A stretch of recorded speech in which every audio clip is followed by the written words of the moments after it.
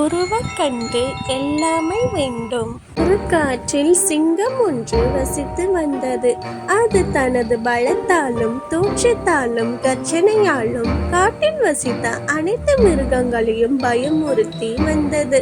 பயம் காரணமாய் அனைத்து மிருகங்களும் சிங்கத்திற்கு கிட்டே செல்வதில்லை. சிங்கத்தை கண்டால் பயந்து ஓடிவிடுகின்றன. ஆனால் ஒன்று பயமின்றி சிங்கத்தின் மீது வந்து அமர்ந்தது. அதை பார்த்ததும் சிங்கம் கோபமுற்று கர்ஜனை செய்தபடியே, "உன்னை என் பற்களால் கடித்து குதறுவேன், நகங்களால் விராண்டு விடுவேன், நசுக்கி பொசுக்கி போடுவேன்" என்றது. அதற்கு ஈயே, "நீ பலசாலியாய் இருக்கலாம், உன்னை பார்த்து மற்ற மிருகங்கள் பயப்படலாம், ஆனால் நான் பயப்பட மாட்டேன்.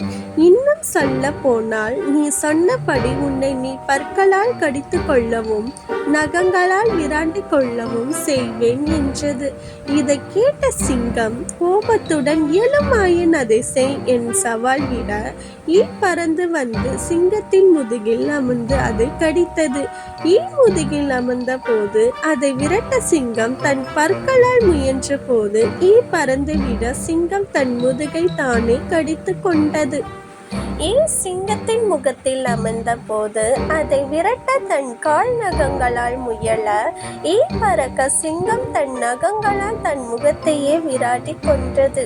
இவ்வாறு பல தடவை சிங்கத்தை நன்கு இம்சை செய்துவிட்டு பறந்தது.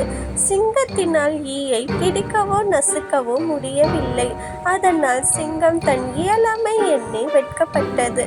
அதன் பின்புதான் சிங்கத்திற்கு புரிந்தது, தான் உடல் அளவில் வீரமாய் இருந்தாலும் ஒரு சிறு தன்னை இம்சைப்படுத்தி விட்டதே என்று.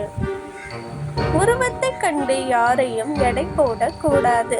இதுதான் வள்ளுவரும் "உருவக்கன்றெல்லாமே வேண்டும், உருள் பொறுத்தெறக்கச்சாணி எண்ணார் உடைத்து" என்றார். பொருள்: உருவத்தால் சிறியதாக இருந்தாலும் அதை கேலி செய்து அலட்சியப்படுத்தக் கூடாது. பெரிய தேர் ஓட காரணமாய் இருப்பது சிறிய அதன் அச்சாணியே.